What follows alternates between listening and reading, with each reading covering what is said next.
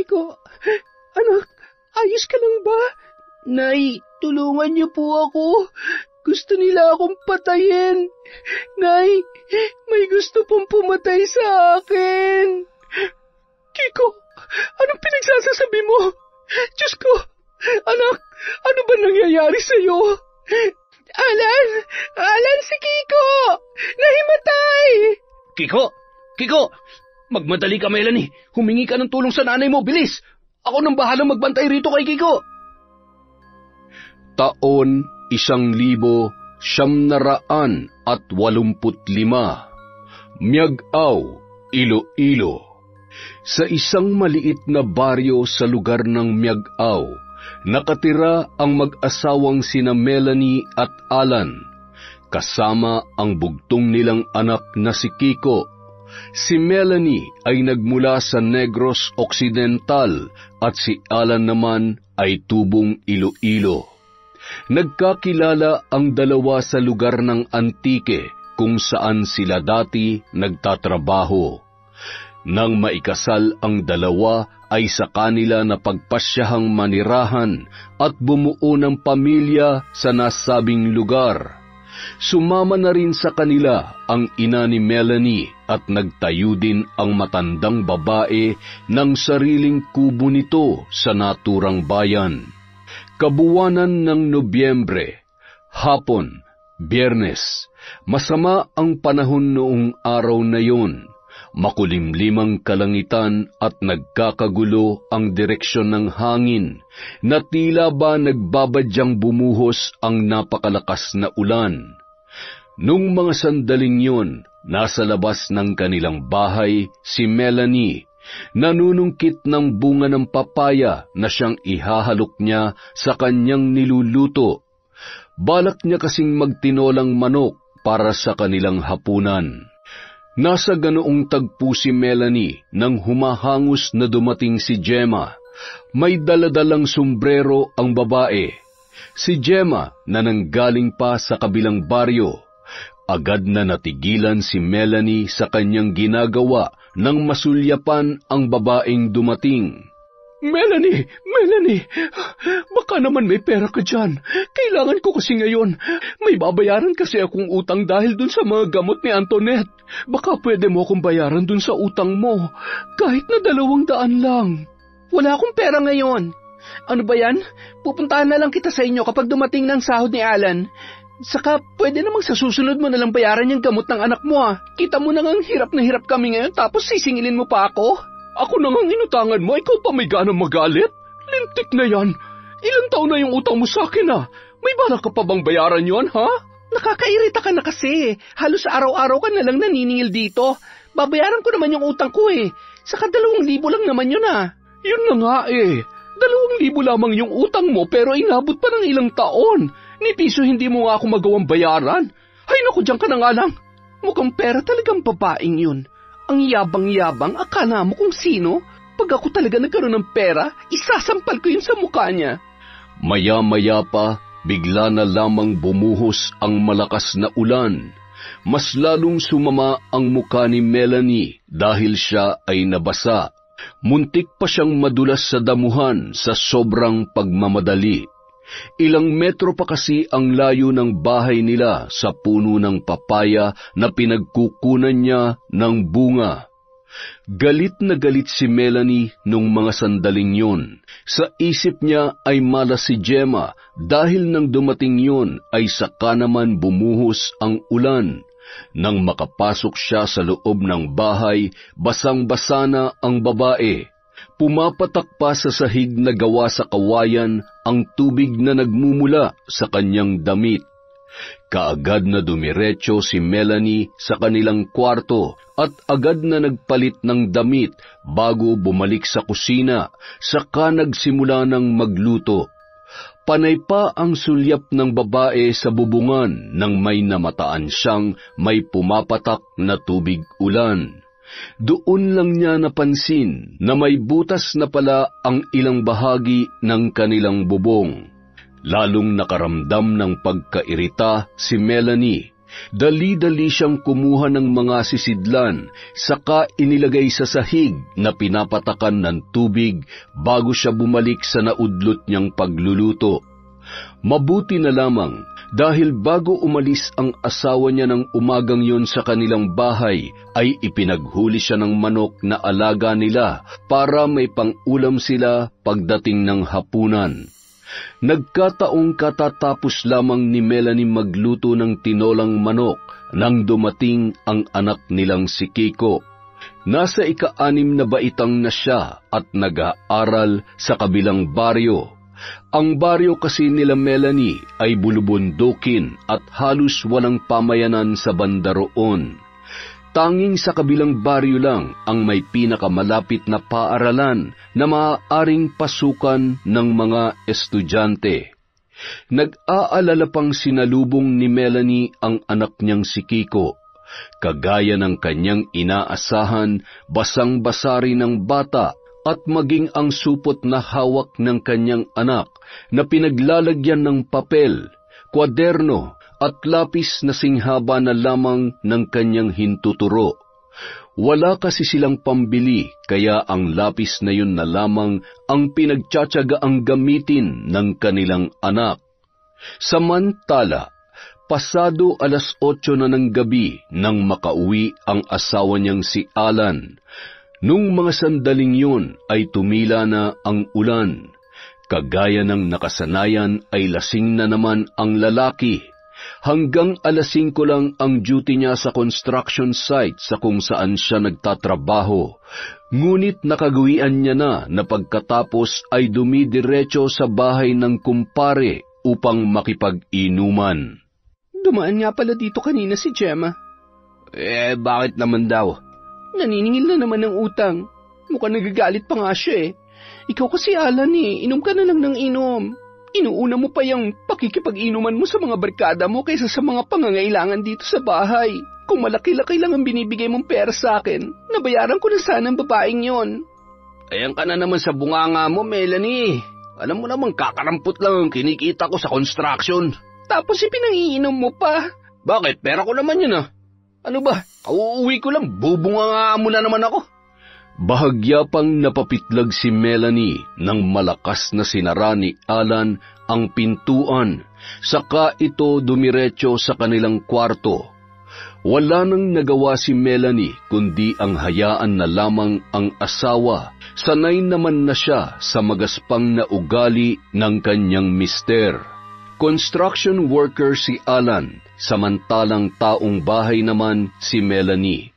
Maliit lang ang kinikita ng lalaki sa kanyang trabaho at hindi yun sapat para sa pang-araw-araw nilang mga gastusin, kaya hindi maiwasan na humiram sila ng pera. Ngunit ang problema, sobra-sobra rin kasi silang gumastos, lalo na sa mga walang kabuluhang bagay. Mahilig ang mag-asawa sa selebrasyon, kagaya ng birthday, pista at kung ano-ano pa. Kadalasan, bumibili rin sila ng mga bagay na hindi naman nila nagagamit para lamang may maipagyabang sa ibang tao. Nang sumunod na araw, kagaya ng nakasanayan, lampas 7:00 na ng umaga nang magising si Alan.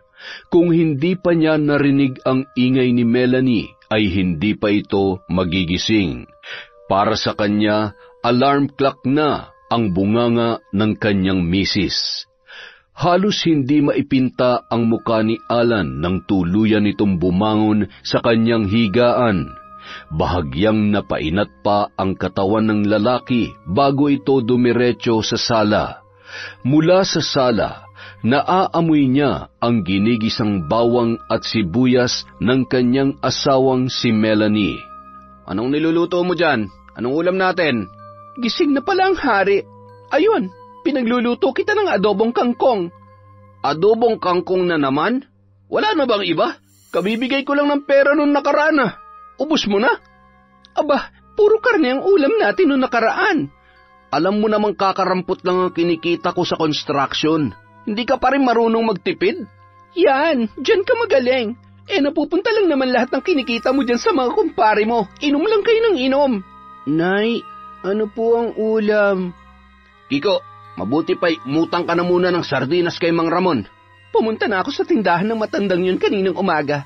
Pero sabi niya, hindi raw siya magpapautang sa atin hanggat hindi natin nababayaran ng 3 buwang utang natin sa tindahan niya. Mahaba-haba ng listahan natin doon.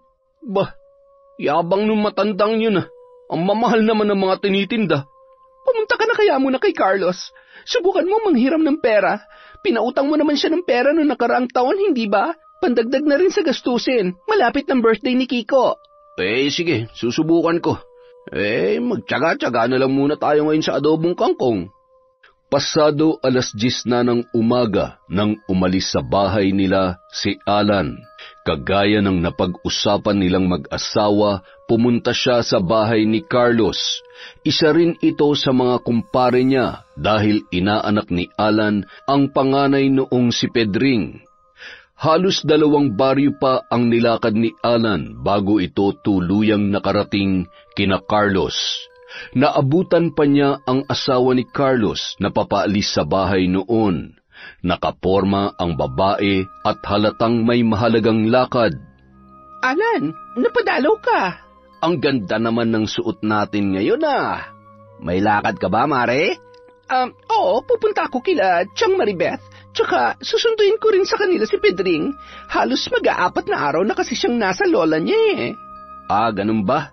Siya nga pala, nandyan ba si Carlos? Ay naku, wala eh. Nandun siya sa tatay niya. Pinatawag kasi siya kaninang umaga. May mahalaga yata silang gagawin. Kailan naman daw siya babalik? Sa Miyerkules pa. Bakit? May kailangan ka ba sa asawa ko, Alan? Wala. Wala naman. Sige, babalik na lamang ako sa Miyerkules. Sige, Alan, pasensya ka na ha. Nagmamadali rin kasi ako eh. Ingat ka. Dismayadong naglakad papalayo si Alan.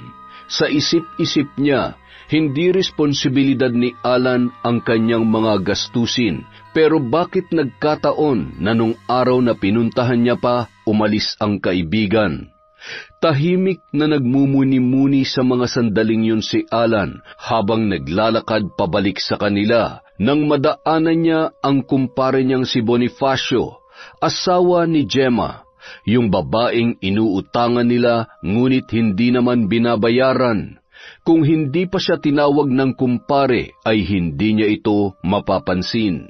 Alan, mukhang pasan mo ang langit at lupa. May problema ba? Oo, pare. Manghihiram sana ako kay Carlos ng pera kaso minalas ako dahil wala siya sa bahay nila eh. Ganun ba, pare? Magkano bang utangin mo? Kahit mga 1,500 lang sana, pare. Ang laki naman ang kailangan mo. Ano bang paggagamitan mo? Kasi yung biyanan kong babae, pare, nagkasakit eh. Kailangan nang dalhin sa ospital, agad-agad. Yung anak ko nga rin, pare. Dinala namin kagabi sa ospital. Ang taas kasi ng lagnat. Eto pare, 1,000. Ipapahiram ko na yun sa'yo. Naku, salamat pare. Pero, bakit naman 1,000 lang? Gawin mo ng 1,500. Naku, pasensya na pare. Yan lang muna may papahiram ko sa'yo, lalo na nasa ospital pa ang anak ko. O paano, alis na ako ha? Sige. Ay nako, magpapahiram din lang, kulang pa. Kung alam ko lang na 1,000 lang ang kayang ipautang nito, di sana. Hindi na lang. Ay nako, walang kwenta. Samantala, nung mga oras na yun, nasa loob ng kanilang bahay si Melanie at abala sa paglalaba ng kanilang damit. Si Kiko naman nasa labas ng kanilang bahay at nakikipaglaro sa mga kabataang kasing edad niya. Nang matapos si Melanie sa paglalaba ay mag-isa niyang binuhat ang may kalakihang palanggana sa kanya yon dinala sa labas. Nakaramdam pa ng gigil ang ginang sa anak niyang si Kiko dahil hindi man lamang siya nito tinulungan sa paglalaba ng kanilang mga damit. Nagkataong nagsasampay na si Melanie nang dumating ang asawa niyang si Alan. Agad na napatigil sa ginagawa ang babae nang mapansin niya ang lalaki. Nababakas pa niya ang pagkadismaya at pagkairita sa mukha nito, kaya agaran niya yung nilapitan. Ano? Nakautang ka ba kay Carlos? Yun na nga Wala siya sa bahay nila kaya hindi ako nakautang. Nako, Alan ha, hindi talaga maaasahan yung kumpare mo. Paano na to? Birthday ni Kiko, hindi tayo maghahanda. Basta, gagawa ko ng paraan. Ito na lang muna, 1,000 yan. 1,000 lang? Saan naman to nanggaling? Doon, kay parang Bonifacio. 1,000 lang ang pinahiram sa akin Na-ospital daw kasi yung anak nilang si Antoinette. Yan talaga mga kaibigan mo, hindi maaasahan. Ay nako, ano ba yan? Saan tayo kukuha ng pera na panggasto sa birthday ni Kiko? Basta, gagawa ko ng paraan. Napailing-iling na lamang si Melanie dahil sa kanyang mga narinig.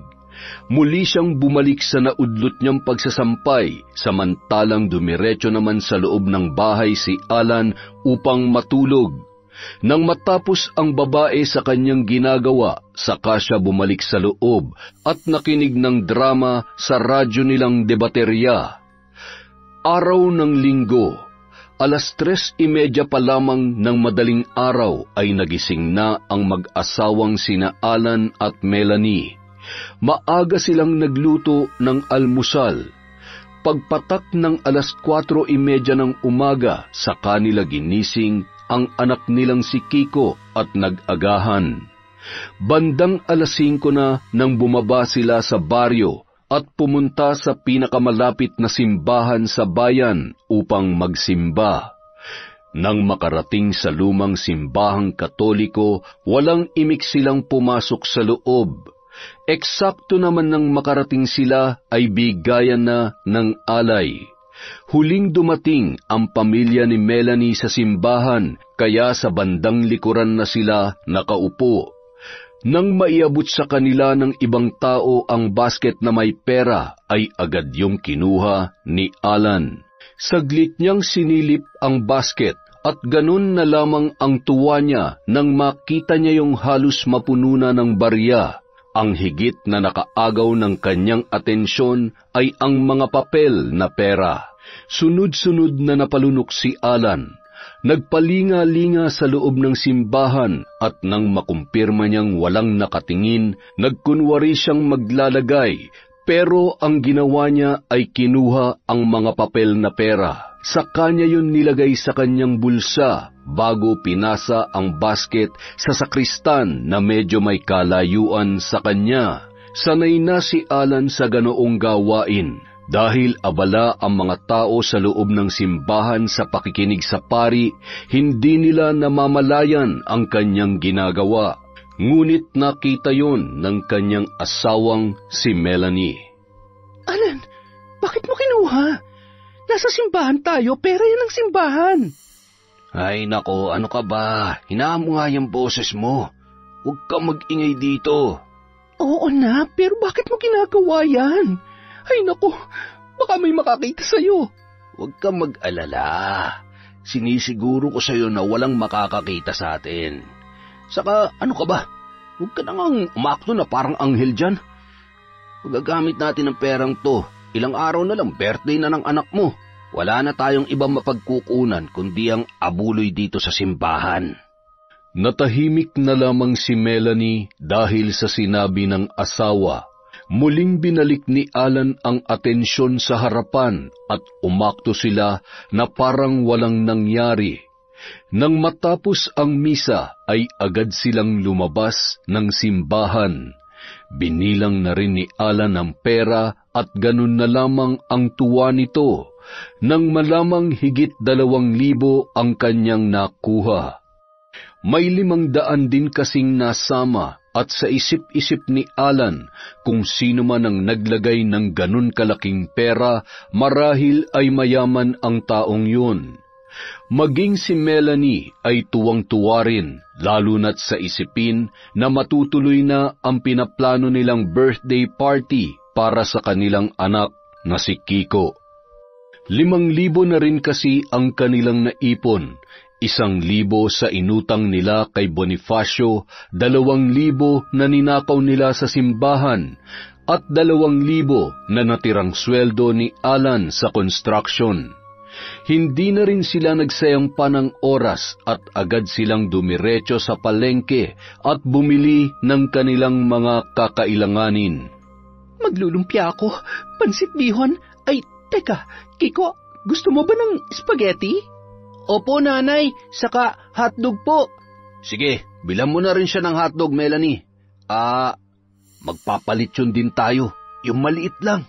Talaga po, tay. Naku, tsak na matutuwa ang mga kaklase at mga kalaro ko nito.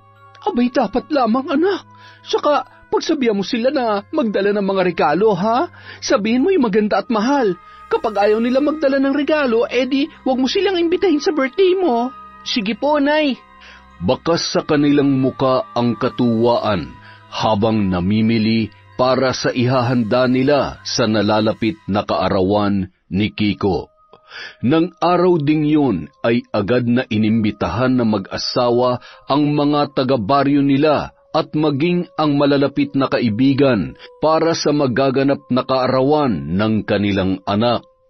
Inimbitahan din nila maging ang kanilang mga kamag-anak. Kinabukasan, nagkataong abala si Melanie sa pagwawalis sa labas ng kanilang bahay nang mapadaan si Mang Ramon. Nasulyapan ito ni Melanie, ngunit nagkunwari pa ang babae na wala siyang nakita. Bakas naman ang gigil sa mukha ni Mang Ramon nang lumapit ito sa kanya.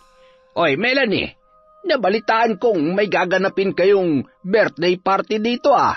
Abay, ang kapal naman ang mukha ninyo mag-asawa.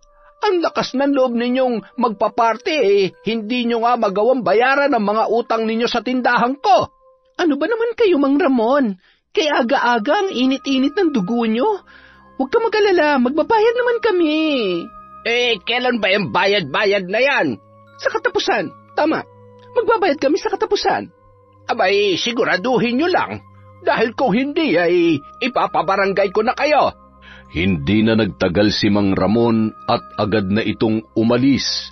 Napangiwi na lamang si Melanie at galit na bumalik sa naudlot nitong pagwawalis. Sa loob-loob niya ay nabubwisit na siya dahil maagang sinira ni Mang Ramon ang kanyang araw. Mas lalong nadagdagan ang galit na nararamdaman ni Melanie dahil nang sumapit ang tanghali ay dumaan si Gemma sa kanila at naniningil na naman ito ng utang dahil hindi umano ay kulang daw ang perang ipampapagamot sa anak nilang si Antoinette. Melanie, baka naman pwede ko na makuha kahit yun lang perang pinahiram sa inyo ng asawa kong si Bonifacio nung nakaraan. Aba, Gemma, kung kukunin mo lang naman pala kaagad ang 1,000 yon, di sana hindi na lamang pinahiram ni Bonifacio yung sa asawa ko. Ang sabi niya kasi ay nagkasakit daw ang nanay mo, kaya wala na siya nagawa kundi ang magpahiram ng pera sa inyo. Oh, kasalanan pa namin? Maghintay kayo kung kailan kami makakapagbayad. Hindi porket umaasenso na kayo gaganituhin nyo na lamang kami. Melanie, hindi naman sa ganon. Kailangan lang kasi namin talaga ng pera ngayon. Masyadong maraming gastusin sa ospital. O, di mangutang ka sa iba. Ano ba? Pwede ba umalis ka na? Hindi mo ba nakikita, abala ko? Pag nagkaroon ako ng extra, babayaran kita. Galit na ibinalibag pa ni Melanie ang walis sa kung saan. Saka ito padabog na pumasok sa loob ng kanilang bahay.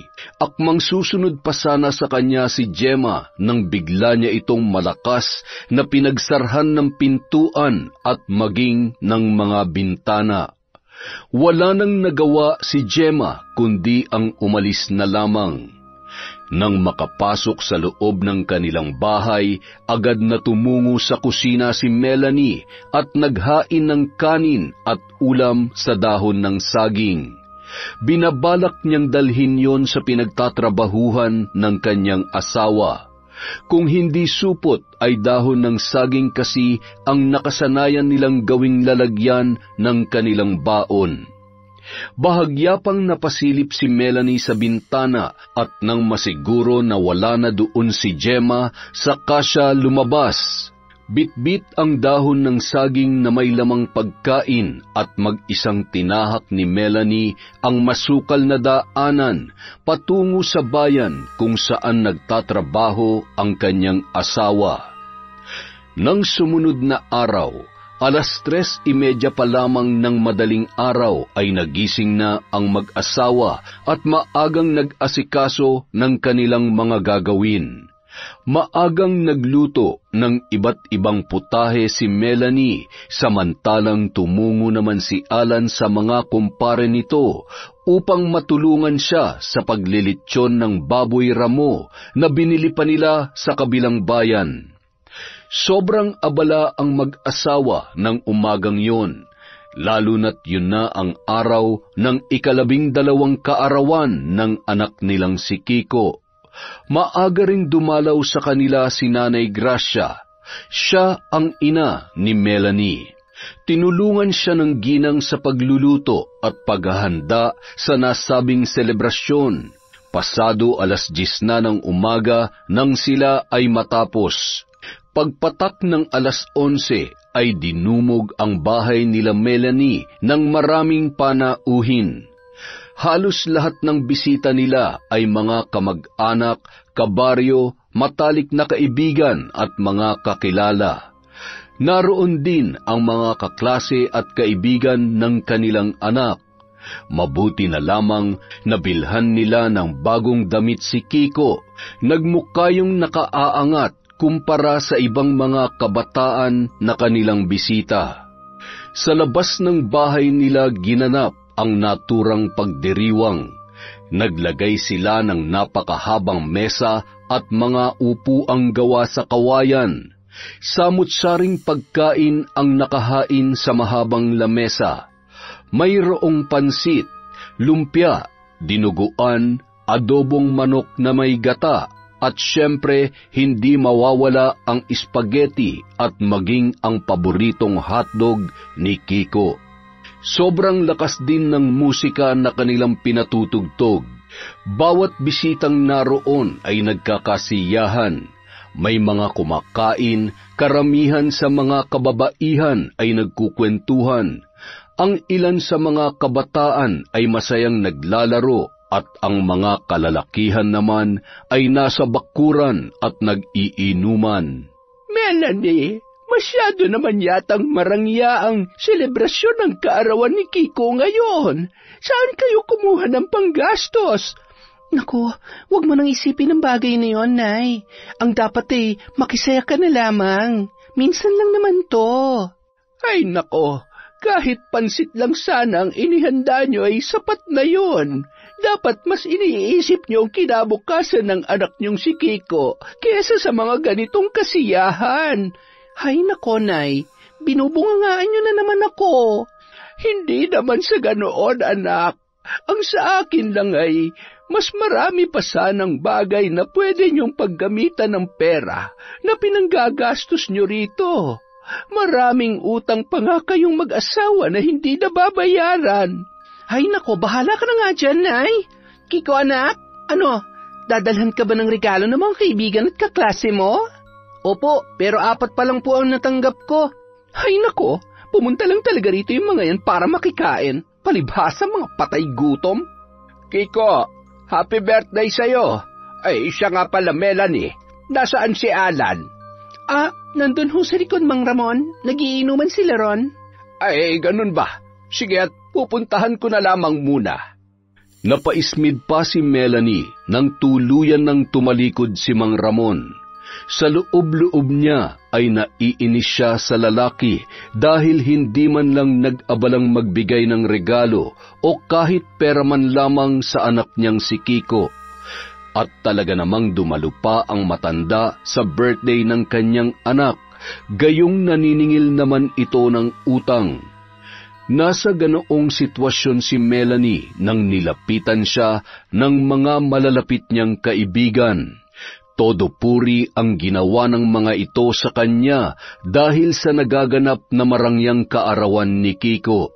Sinabayan naman ni Melanie ng pagyayabang ang kanyang mga kaibigan at paminsan-minsan ay nilalait nila ang ibang mga bisitang naroroon. Tingnan mo nga yan si Crusilda. Ang taba-tabahan na pero punong-puno pa rin ang pagkain ng pinggan. Halamare, baka maubos niya ng handa mo. Hay, ewan ko ba sa matabang yan? Hindi ko nga inimbita yan Ang kapal ng pagmumuka. At tingnan mo yung isa, nandito rin pala ang gurang na si Aling Marta. Ang kapal din ng mukha na makikain dito gayong chinichismis kanyan sa mga taga-baryo na marami daw kayong utang at hindi kayo nagbabayad. Naku Melanie, kung ako sa'yo, baka matagal ko nang tinahi ang bibig niyan. Napaismid na lamang si Melanie dahil sa kanyang mga narinig. Maging siya ay naiirita na rin sa mga taong nilalait at hinuhusgahan ng kanyang mga kaibigan. Makaraan ang ilang sandali, nagpaalam siya sa kanyang mga kaibigan na papasok muna sa loob. Naabutan pa niya ang Nanay Gracia niya na abala sa paghahain ng mga putahe sa lalagyan na siyang dinadala sa labas. Napasulyap pa sa kanya si Nanay Gracia, ngunit wala itong masabi. Nanatiling walang imik lang din si Melanie, saka siya tumungo sa kusina.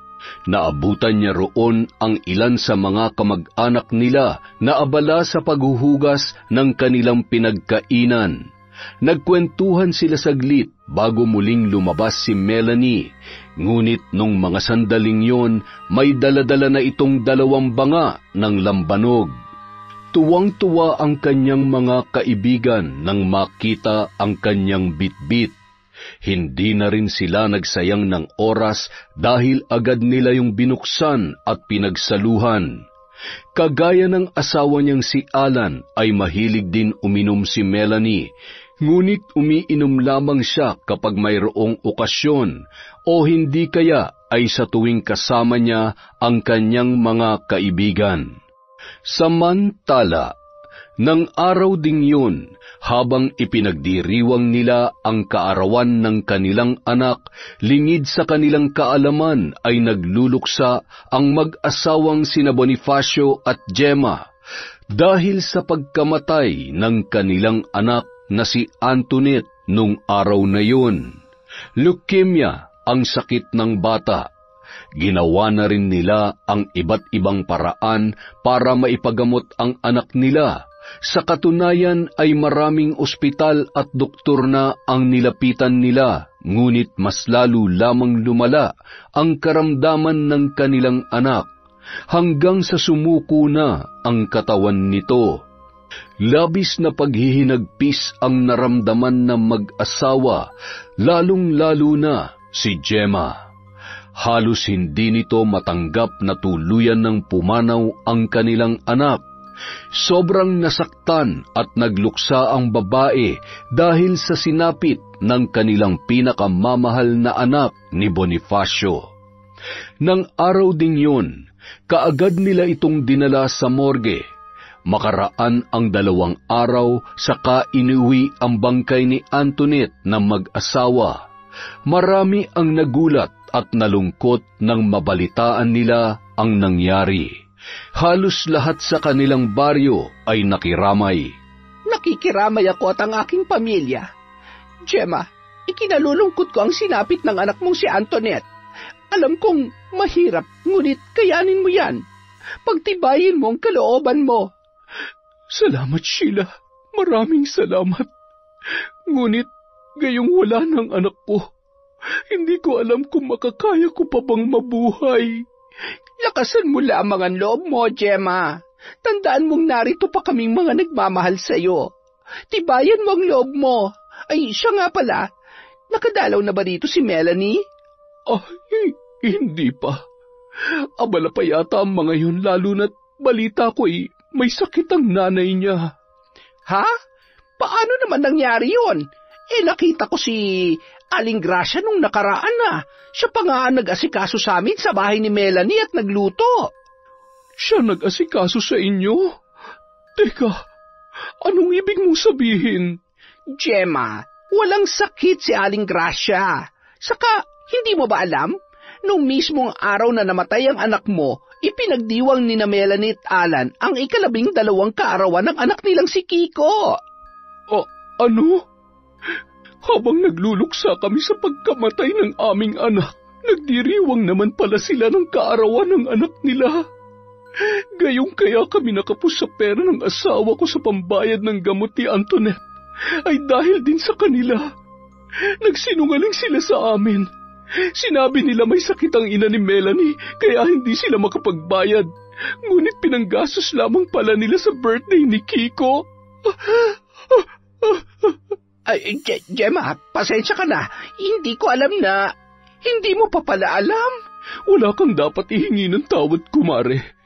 Wala ka namang kasalanan. Sila may kasalanan kung bakit namatay ang anak ko. Kung nagbayad lamang sila ng utang nila, malamang naagapan namin si Antoinette.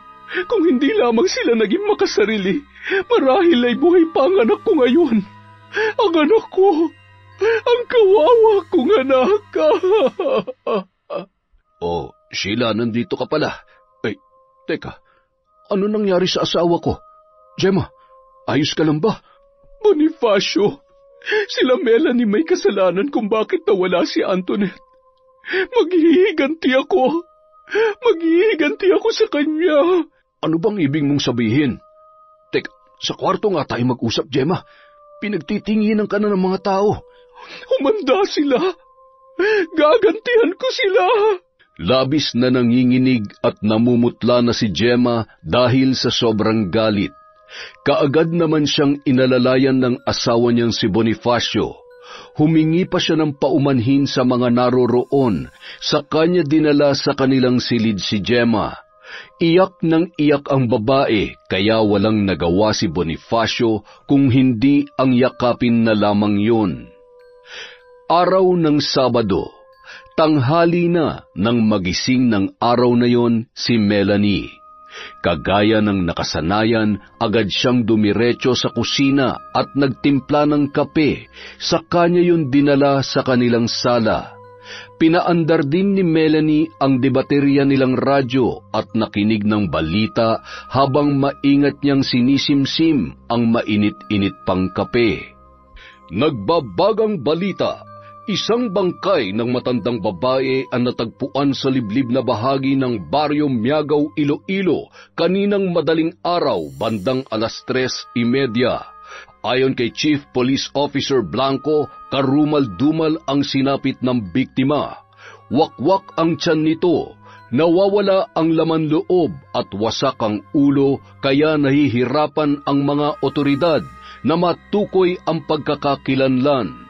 Hanggang sa kasalukuyan ay hinahanap pa ang pamilya ng naturang biktima. Haka-haka naman ng taong bayan ay aswang daw ang may kagagawan noon. Ang kasong ito ay patuloy pa ring iniimbestigahan ng mga otoridad. Ako po si Nelson Santos, ang inyong tagapagbalita. Ay, ang mga aswang na yan, wala nang ibang ginawa kundi mambiktima ng mga tao. Kiko? Alan? Ay, saan naman kaya pumunta mag-amang yon? Kaya aga-agay, naglalakwatsa na naman. Nasa ganoon siyang tagpo nang makarinig siya ng sunod-sunod na pagkatok mula sa kanilang pintuan. Kaya inisyan na patayo, saka marahas na pinagbuksan ang taong nasa labas.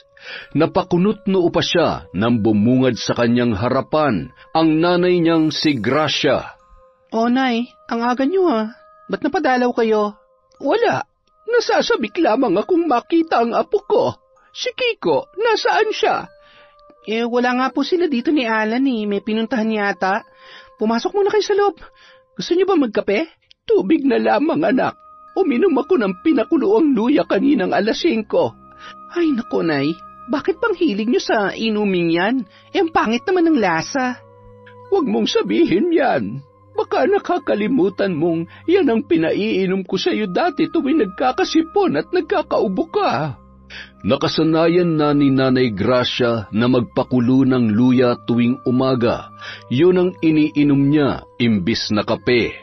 Marami kasing benepisyo ang maaaring makuha sa inuming pinakuloang luya. Sinabihan na kita, Melanie. Sa halip na kung ano-anong ipainom mo dyan sa anak mong si Kiko, dapat pinakuluan mo siya ng luya at yun ang ipainom mo sa kanya. Makakatulong yun para lumakas ang kalusugan ng bata. Nay, anak ko si Kiko. Akong masusunod kung anong dapat kong gawin sa kanya. Dito na nga lang kayo sa sala. Magluluto na muna ako.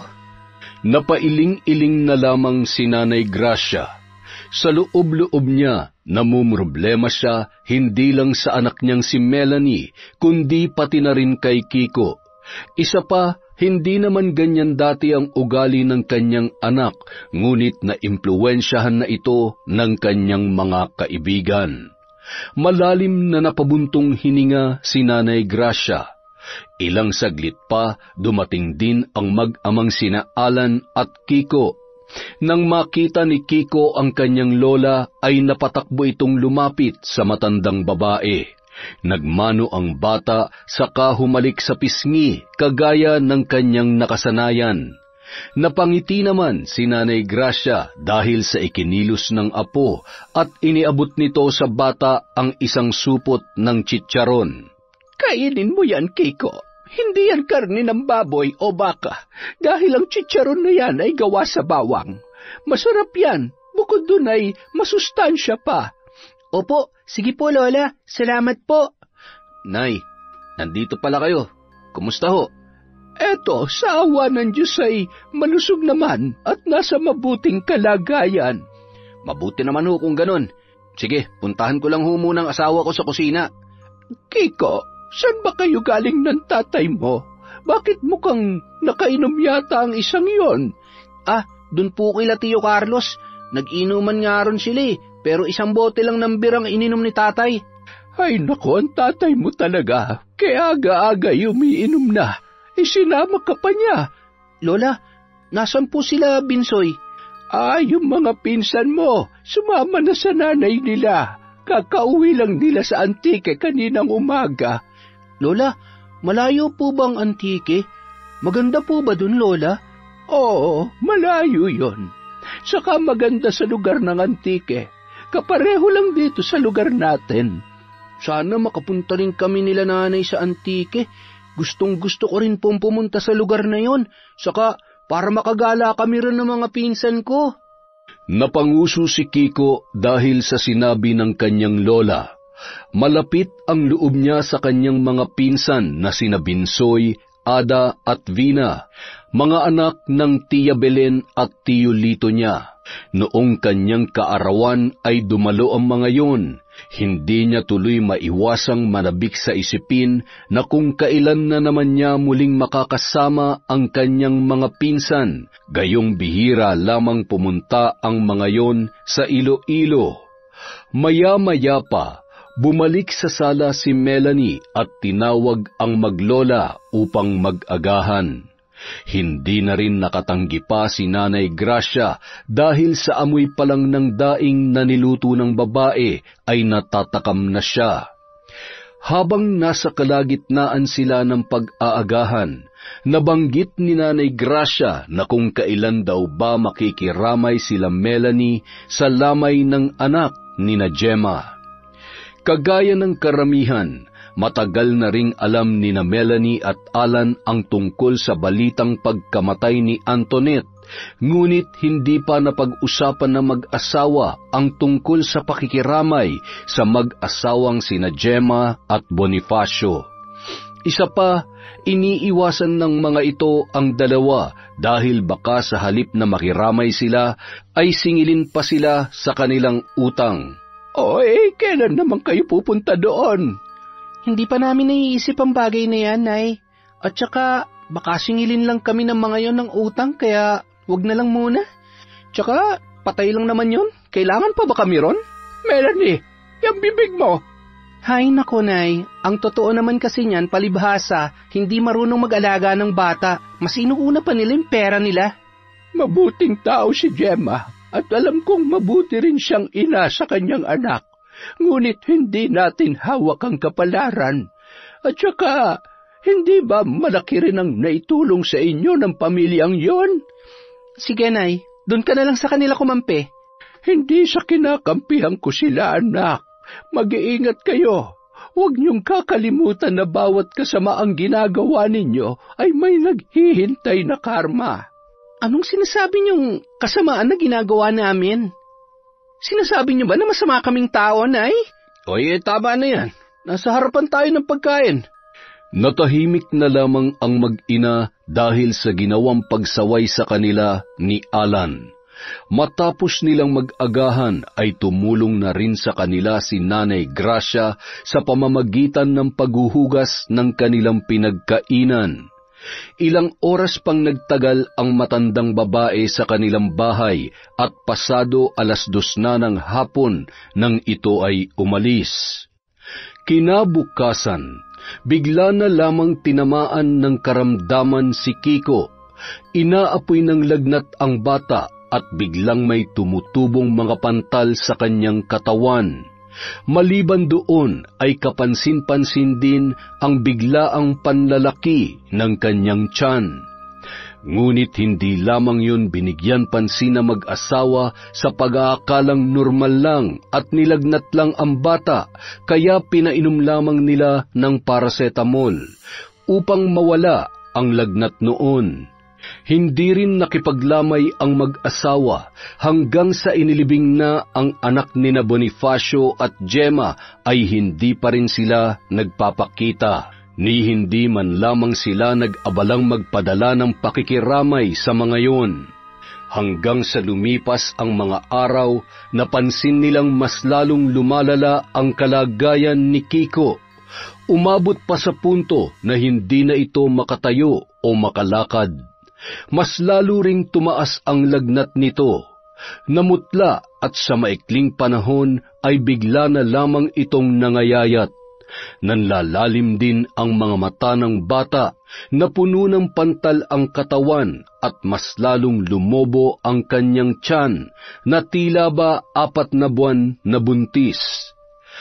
Araw ng Biyernes, bandang 7:30 ng umaga, nagkataong abala si Melanie sa paglalaba ng mga damit nila nung araw na yun. Samantala, nagsisibak naman ng kahoy na panggatong si Alan nang bigla na lamang sumigaw si Kiko. Kaya dali-daling napatayo si Melanie at patakbong tumungo sa silid kung saan nakahiga ang kanyang anak. Naabutan pa niyang nakaupo ang bata sa pinakasulok ng kwarto at nabakasan niya ito ng takot sa muka. Kiko, anak, ayos ka lang ba? Nay, tulungan niyo po ako. Gusto nila akong patayin. Nay, may gusto pong pumatay sa akin. Alan, si Kiko! Nahimatay! Anak, ano ba nangyayari sa'yo? Kiko! Magmadali ka, Melanie. Humingi ka ng tulong sa nanay mo, bilis! Ako nang bahalang magbantay rito kay Kiko. Kaagad namang pinuntahan ni Melanie ang kanyang nanay sa bayan at pinakiusapan itong sumama sa kanila upang masuri ang kalagayan ni Kiko. Maging ang matandang ginang ay nagulat din nang personal niyang makita ang kalagayan ng kanyang apo. Ay, Diyos ko, Kiko! Ano nangyari sa'yo, apo ko? Halos 5 araw na ho siyang ganyan, Nay. 5 araw, ngunit pinabayaan niyo lamang siya. Anong klase kang ina, Melanie? Akala ko ho kasi normal lang, simpleng lagnat lang. Normal? Sa tingin mo ba normal pa ito nangyayari sa anak mo? Hindi na ito normal, Melanie. Tingnan mo, habang tumatagal ay mas lalong lumalaki ang tiyan niya. Posible bang mabubuntis ang isang batang lalaki? Ay, Diyos ko! Dalhin niyo na siya kaagad sa albularyo bago patuluyang mahuli ang lahat. Marahil ay binabarang ang anak ninyo. Sige po, ako na ang pupunta kay Lolo Rino.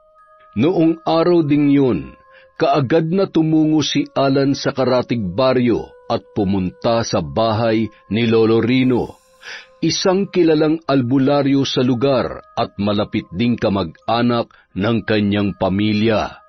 Nang makarating siya sa bahay ng matanda, ay naabutan pa niya ito, na abala sa pag-aasikaso sa ibang taong naroon kagaya niya, na humihingi rin ng tulong sa albularyo. Kabadong-kabado si Alan nung mga sandaling yon, at hindi niya alam kung ano ang kanyang gagawin, gayong nasa bingit na ng kamatayan ang kanyang anak. Muli niya tuloy na alala ang sinabi ni Nanay Gracia sa kanila ng kanyang asawa. Nanginginig ang mga kamay niya nang maalala niya ang bagay na yun. Hindi niya rin maiwasang makaramdam ng takot para sa kanyang anak. Totoo nga kaya ang sinabi ni Nanay Gracia? Naku po, huwag naman po sana. Sino naman kaya ang mambabarang sa anak kong si Kiko? Pasado 1:00 na ng hapon nang makaalis ang mga panauhin ni Lolo Rino, kaya nabigyan na ng pagkakataon si Alan na makalapit at makahingi ng tulong sa matandang albularyo. Kaagad niyang sinabi ang kanyang pakay at pinakiusapan ang matandang lalaki na sumama sa kanya pabalik sa kanilang bahay upang nang sa ganon ay masuri nito ang kalagayan ng kanyang anak. Hindi rin naman tumanggi ang matanda, dahilan para walang pag-aalinlangang sumama ito kay Alan. Nang makarating sila sa bahay ni na Alan, sa labas pa lamang ng bahay ay narinig na nila ang sigaw at iyak ng bata mula sa loob. Kaya mabilis na napatakbo ang dalawa papasok. Nang makarating sila sa loob ng bahay, naabutan pa nilang nasa isang sulok lamang si Melanie at umiiyak. Samantala, nasa tabi naman ng bata ang kanyang lola habang pinupunasan ang kanyang katawan na puno ng pantal na ang ilan ay sumabog na. Ilan sa mga pantal ay dumudugo na rin. Kaagad namang lumapit si Lolo Rino sa bata, saka nito sinuri ang kalagayan noon. Kung hindi pa sinabi ng matanda na inuuod na ang loob ng pantal, ay hindi pa nila yon malalaman. Nay, sobrang kati ng katawan ko. Aray ko. Huwag mong kamutin, Kiko. Mas lalo yang dadami. Alan, Melanie, may taong bumabarang sa anak ninyo. Yan nga ang sinasabi ko sa kanila. Ano? Sino naman ang gagawa niyan sa anak ko? Lolo Rino, sabihin niyo, sinong bumarang kay Kiko? Sino nang babarang sa anak ko? Melanie, magpakulo kayo ng tubig. Magsasagawa ako ngayon ng ritual para sa bata. Sige ho, iligtas niyo po ang anak namin, parang awa niyo na. Kaagad na umalis si Melanie at kagaya ng inutos ng matanda, agaran siyang nagpakulo ng tubig. Nanginginig pa ang kanyang mga kamay habang naghuhugas ng kaldero na siyang gagamitin sa pagpapakulo. Muli siyang napahikbi nang maalala ang kalagayan ni Kiko. Alam niya na labis ang paghihirap ng kanyang anak. Pagkakulo ng tubig, agad na nagsagawa ng ritual ang matanda. Doon din nila nalaman na ang taong nagpabarang kay Kiko ay walang iba kundi si Gemma. Nagulantang pa ang mag-asawa dahil sa kanilang mga narinig.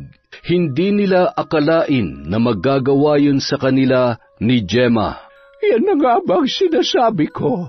Kung ano-ano pa kasing inuuna yung mag-asawa. Utang kayo ng utang para sa mga walang kwentang bagay. Puro kayo kayabangan.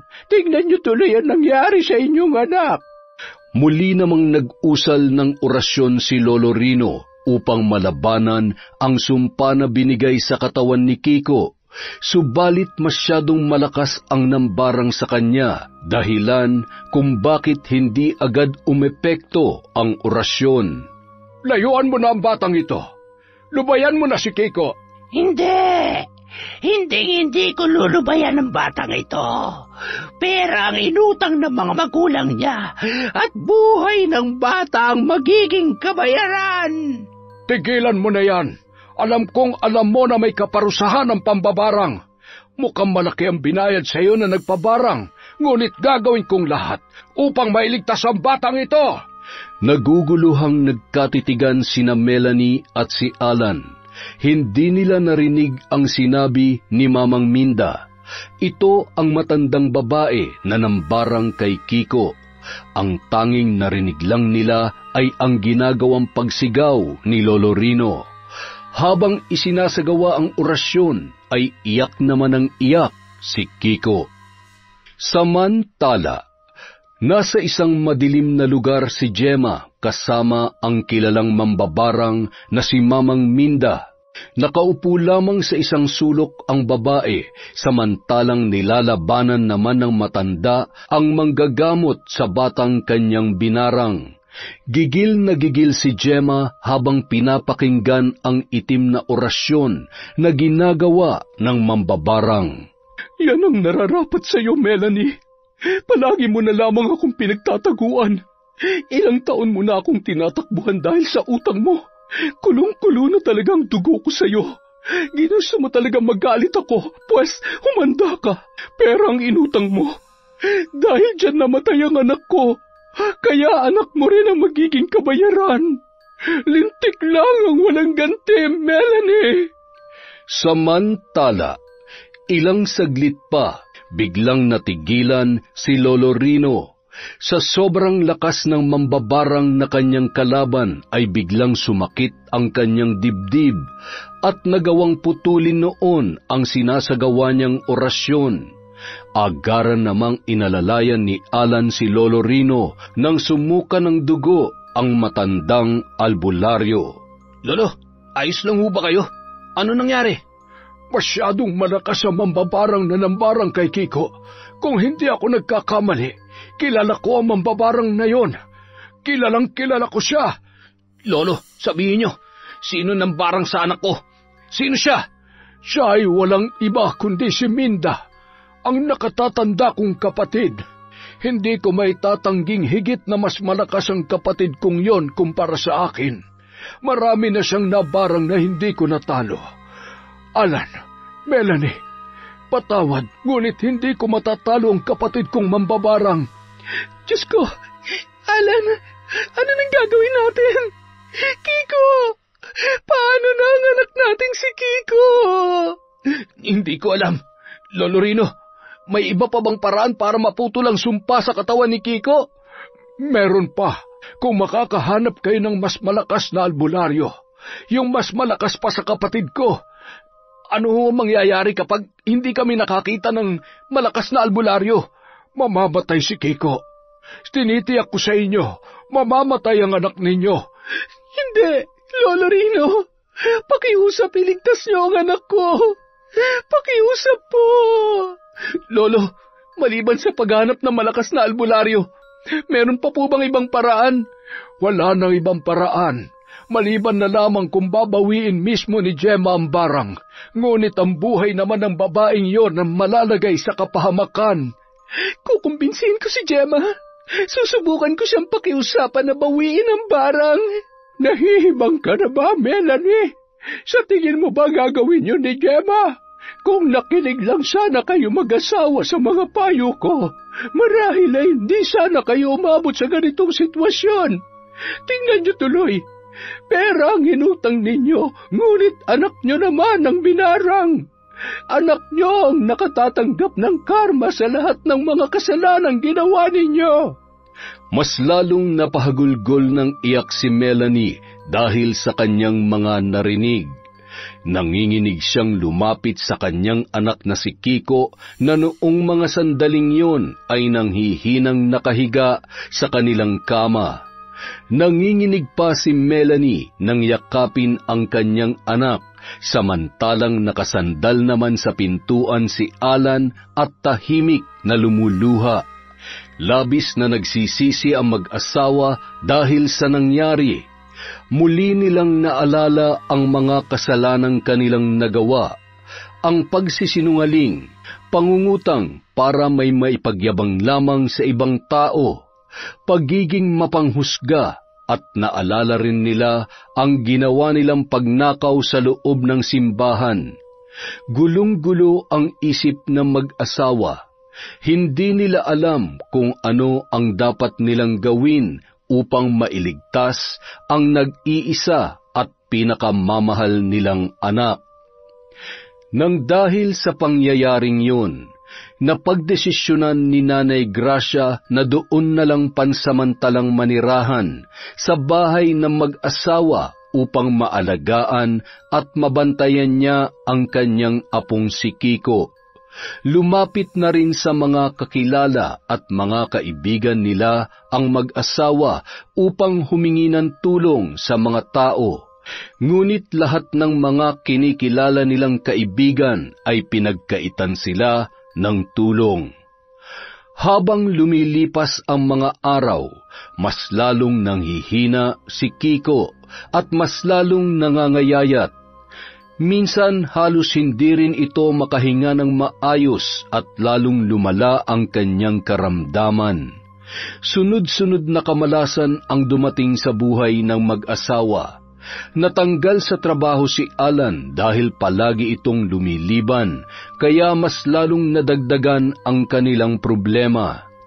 Wala rin silang mautangan dahil halos lahat ng tao ay wala ng tiwala sa kanila pagdating sa pera. Kumusta? Nakahanap ka ba na mahihiraman? May nakita ka na bang albularyo? Wala. Melanie, hindi ko na alam kung ano pang gagawin. Pagod na ako. Hirap na ako. Hindi ko na kaya. Paano ng anak natin? Alan, ano nang gagawin natin? Hindi ko matatanggap kung mawawala sa atin si Kiko. Alan, Melanie, magmadali kayo. Kinakailangan nating dalhin sa ospital si Kiko. Nanginginig siya at bumubula ang kanyang bibig. Samantala, nagkataong abala si Gemma sa paglalabas sa labas ng bahay nila ng araw na yun, nang humahangos na dumating si Melanie.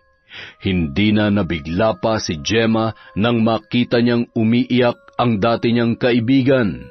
Mataray niya itong tiningnan bago bumalik sa paglalaba, ngunit ganoon na lamang ang pagkagulat niya nang bigla yung lumuhod sa mismong harapan ni Gemma. Gemma, alam kong napakarami naming kasalanan sa iyo at sa pamilya mo. Ngunit nagmamakaawa ako, iligtas mo ang anak ko. Pakiusap, iligtas mo si Kiko sa bingit ng kamatayan. Iligtas ang anak mo? Bakit? Nung bang mamamatay na ang anak ko, tinulungan niyo ba kami? Hindi ba hindi? Nung mga panahong nagluluksa kami ng asawa ko dahil sa pagkawala ni Antoinette, nasaan kayo? Hindi ba nagkakasiyahan kayo dahil sa kaarawan ni Kiko? Ngayon, magmamakaawa ka sa harapan ko na iligtas ko ang anak mo? Hindi. Hindi ko siya ililigtas. Nararapat lamang yan sa inyo. Gemma, gagawin kong lahat. Iligtas mo lamang ang anak ko. Nakikiusap ako, nagmamakaawa ako sa iyo, Gemma. Gemma? Melanie, anong nangyayari rito? Melanie, bakit ka nakaluhod? Bonifacio, nagmamakaawa ako sa inyo ng asawa mo. Pakiusap, iligtas niyo si Kiko. Bawiin niyo ng barang. Nakikiusap ako sa iyo.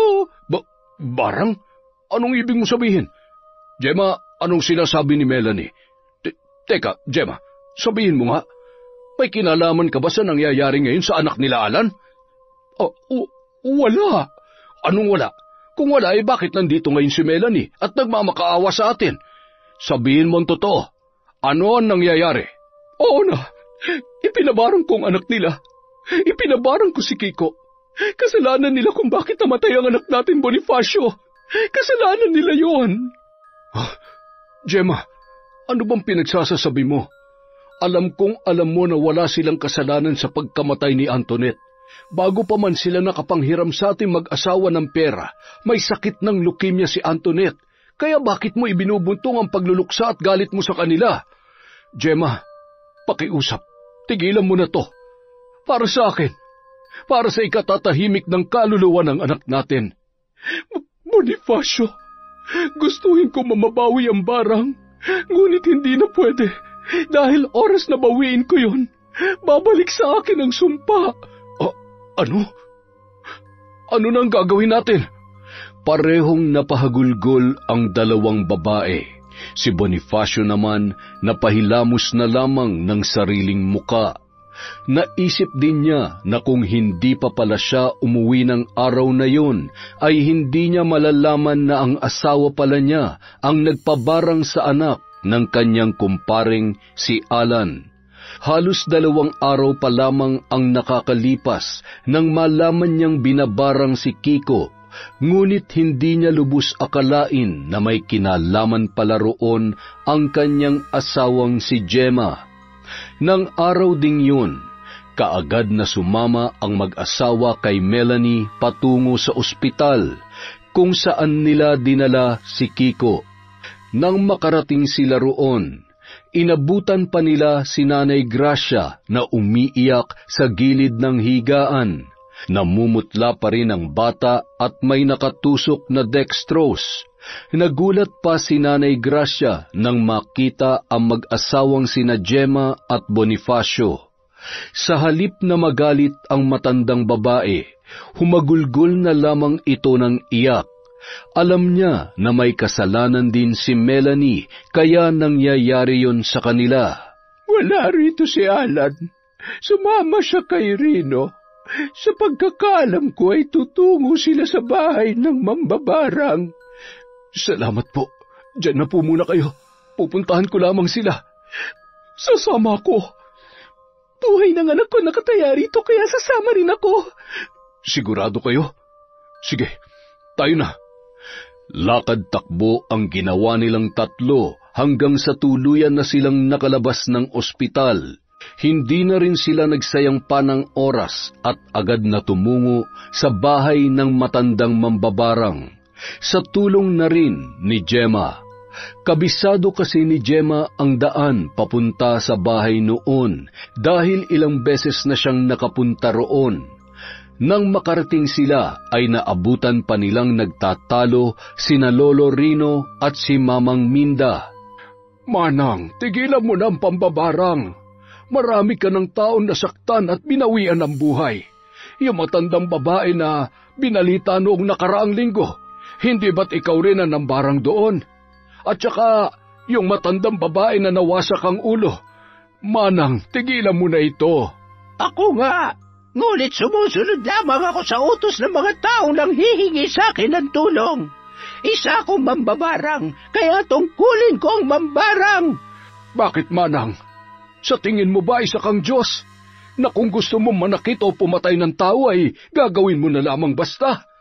Manang, maraming inosenteng tao na nadadamay. Tumahimik ka dyan! Wala kang alam! Manang, may alam ako. Alam ko kung bakit mo yan ginagawa. Alam na alam ko. Manahimik ka! Alam ko ang dahilan ng pagkamatay ng asawa at anak mo. Hindi ba? Binarang din sila.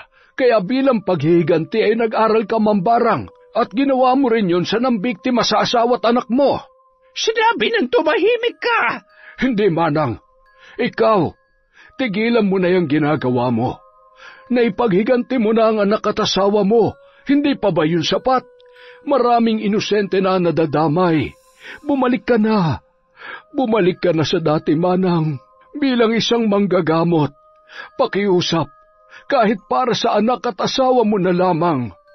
Malakas na napasigaw si Manang Minda dahil sa tinuran ni Lolo Rino. Ngunit sa huli ay napaluhod ito sa harapan ng kanyang kapatid at napahagulgol ng iyak. Muling bumalik sa gunita ni Manang Minda ang ala-ala ng kanyang anak at asawa. Napahikbi na rin si Lolo Rino sa kanya niyakap ang kanyang kapatid. Kagaya ng matandang lalaki ay dati ring albularya si Manang Minda, ngunit nang dahil sa mapait na sinapit ng kanyang mag-ama ay pinasok niya ang mundo ng kadiliman.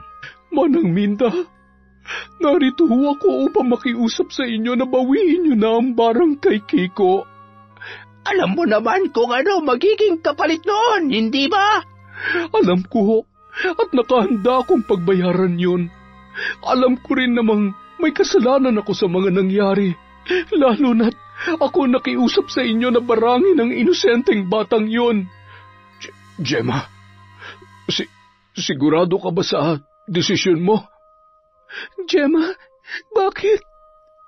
Bakit mo ito gagawin? Paano ka na? Paano na ang asawa mo? Melanie, alam kong may kasalanan ka sa akin, ngunit mas malaki ang kasalanan ko sa iyo, lalo na kay Kiko. Pasensya na. Nadala lang ako ng emosyon ko. Hindi ko ito dapat ginawa. Saka, malakas si Bonifacio. Malakas kami mag-asawa, kaya alam kong makakaya naming harapin ito. Salamat, Gemma. At patawad sa lahat ng mga kasalanang nagawa ko sa iyo. Mabuti naman at nagkasundo na kayong dalawa. Ang pinakamahalaga sa lahat ay ang humingi na kayo ng tawad at nakapagpatawad na sa isa't isa. Huwag niyo nang alalahanin ang tungkol sa barang. Ano ho ang ibig niyong sabihin? Matanda na rin naman ako at isa kong albularyo. Ito lamang ang may tutulong ko sa inyo. Ako na ang aako. Manang, sige na. Ipasa mo na sa akin ang sumpang inilagay mo sa katawan ni Kiko. Ipasa mo na sa akin ang barang. Irino, bakit mo ba ito ginagawa? Dahil isa kong albularyo, Manang. Hindi ba? Kapwa tayo manggagamot. Pinalaki tayo ng mga magulang natin upang maging mabuting tao at tumulong sa ating kapwa. Kaya nakahanda akong gawin ang lahat para sa mga taong nangangailangan ng tulong. Nang marinig yon ni Manang Minda ay bigla na lamang siyang napangiti. Agad niyang niyaya ang mga ito na tumungo sa silid kung saan niya isinasagawa ang pambabarang. Nagsindi siya ng itim at puting kandila bago niya sinimula ng orasyon na magpapawalang bisa ng barang kay Kiko. Napapikit ng mariin si Lolo Rino nang makaramdam siya ng kakaibang pagdaloy sa loob ng kanyang katawan. Ilang saglit pa ay biglang binalot ng nakakabinging katahimikan ang buong paligid. Muling minulat ni Lolo Rino ang kanyang mga mata. Una siyang napatingin sa kanyang kapatid at maging sa ibang bisitang naroroon. Pilit na napangiti si Lolo Rino. Sa isip-isip niya, yun na ang magiging huling sandali ng kanyang buhay. Ngunit gayunpaman, masaya siya para sa lahat, lalo na sa kapatid niyang si Mamang Minda. Nasa ganoong kalagayan si Lolo Rino nang bigla na lamang bumagsak ang matandang babae, kaya agad nilang inalalayan si Mamang Minda. Nagulat pa si Lolo Rino nang makita niyang may dugong dumadaloy mula sa bibig nito, ilong at mata. Napaluha na lamang siya nang napagtanto niyang hindi pala sa kanya pinasa ang sumpa ng barang o maging kay Gemma, kundi sa sariling katawan mismo ni Mamang Minda. Patawad kung ito huling beses na nakatulong ako sa inyo bilang isang albularyong mambabarang. Matapos yung sabihin ng matanda, ay tuluyan na siyang nalagutan ng hininga. Mapait na napangiti si Lolo Rino sa kanya naluluhang niyakap ang malamig na bangkay ng kanyang kapatid. Pinagtulungan pa nilang dalhin ang bangkay ng matandang babae sa pinakamalapit na morgue sa kanilang lugar. Nang makabalik naman sina Melanie at Alan sa ospital, ay nabalitaan nila mula kay Nanay Gracia na unti-unti na raw bumubuti ang kalagayan ng anak nilang si Kiko. Doon lang tuluyang nakaramdam ng ginhawa ang mag-asawa. Bumubuti na ang lagay ni Kiko at kani-kanina lamang ay nakakain na siya. Diyos ko, maraming salamat po. Umabot pa ng ilang araw sa ospital si Kiko bago ito tuluyang nakalabas. Panay naman ang pagbisita ni Gemma sa bata. Tinulungan din ng mag-asawa sina Melanie at Alan sa pagbayad ng mga gastusin sa ospital. Ipinangako naman ng dalawa na pagsisikapan nilang mabayaran ang lahat ng kanilang utang kina Gemma at Bonifacio. Makaraan ang ilang araw, inilibing na ang bangkay ni Mamang Minda. Si Lolo Rino din mismo ang nag-asikaso ng libing ng namayapa niyang kapatid. Marami sa kanilang mga taga-baryo ang nagulat sa biglaang pagkamatay ni Mamang Minda. Nagulat din sila nang malaman na kapatid pala siya ni Lolo Rino. Nakiramay naman sina Alan, Melanie, Gemma at Bonifacio sa yumaong dating albularyo na mambabarang. Dumalo rin ang mga ito noong araw ng burol ng matandang babae. Lumipas ang 7 araw, tuluyan nang nanumbalik ang lakas ni Kiko. Naging malusog na rin ito at sa katunayan, muli niya nang nagagawang makipaglaro sa ibang mga kabataan na kasing edad niya lamang.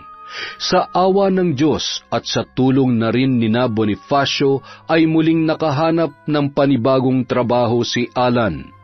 Pumasok siya bilang isang janitor sa ospital, samantalang si Melanie naman naglalako ng kakanin sa kanilang baryo. Tinigil na rin na mag-asawa ang kanilang mga bisyo. Si Nanay Gracia hindi pa rin umaalis sa tabi na mag-asawa at patuloy pa rin itong nagpapayo sa dalawa. Araw ng Miyerkules, nagkataong namimitas ng papaya si Melanie. Nasa ganoon siyang tagpo nang humahangos na dumating si Gemma. May dala-dala pa yung sombrero at agad na natigilan si Melanie sa kanyang ginagawa nang masulyapan ang babaeng dumating. Melanie, baka naman may pera ka dyan. Kailangan ko kasi ng pera ngayon. Baka pwede mo akong bayaran sa utang mo, kahit 200 lang. Ay naku, Gemma, pasensya ka na. Wala pa kasi kaming pera ngayon eh. Nakauwi na ako. Oh, Gemma, nariyan ka pala. Napasadya ka yata. Nagbabaka sakali ako na baka makapagbayad na kayo ngayon. Abay, oo naman. Bakit? Dumating na ba ang sahod mo, Alan? Eto Gemma, pasensya ka na. 500 lang muna. Ayos lang ba yan? Naku, ayos na ito. Maraming salamat. O siya, paano? Mauna na ako sa inyo, ha? Sige, mag-iingat ka, Mare. Kayo rin, Mare. Alan, alam mo ba kung sino yung mga taong mahirap makalimutan? Ha? Sino naman? Di tayo. Mahirap kayang kalimutan yung mga taong mahilig mangutang. Kita mo, hindi agad tayo nakalimutan ni na Gemma at ng iba. Teka, si Mang Ramon. Naku, paparating na siya. Bilis, magtago na tayo. Uy, ano ka ba? Nagbago na tayo, di ba? Mang Ramon, magandang araw po. Ito pala yung bayad namin. Pasensya ka na, 1,000 lang muna, pero pangako sa susunod na sweldo ko, dadagdagan ko na po yan. Ay nako, maraming salamat sa inyo, Alan. Melanie. Wow, isa na naman pong magandang kwento mula sa Kwentong Enteng. At dahil dyan, meron tayong shoutout. Huwag na natin patagalin. Simulan po natin kay Remy Alba, syempre. Kay Rose Bakel from Sultan Kudarat. Kay Samuel, Dodong, Joy Tubosa from Saidi. Hi po sa Esperon family from Bicol. Hello kay Lou Makatangay, kay Zenaida Deza, kay Marian Garcia. Hi kay Heart Jacqueline TV, kay Minerva Concepcion from Buting, Pasig. Hi po kay Elvira Ramos. Hi din kay Mel Santarita, sa relatives ni Elvira Malakas. Hi sa Sibayan family, especially kay Christian and Sky. Kay Christina Seroma from Virginia, USA. Hi po kay Ma'am Vicky Yabut, kay Miss Maura. Hello kay Mario De Maraye, kay Sander Cuelo, kay Chris Alcantara, kay Nick Antipolo from Dasma Techno Park, kay Leia Sinining from Hong Kong.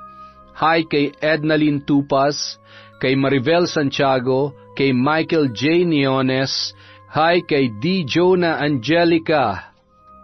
Project natin dyan. Hi kay Doris Estander from Singapore, kay Mariel Huromo, kay Michelle Cedron, kay Glenda Gileado. Hello din po kay Rowena Donaire, kay Chloe Dia, kay Jene Lopez, kay Norsam Dalgan, kay Greya Mavis, kay Merly Akunin, kay Nika Lacuachera, kay Resel Matsumoto from Japan, at syempre kay Al San Jose. Maraming salamat po sa pakikinig at walang sawang pagsuporta sa Kwentong Enteng.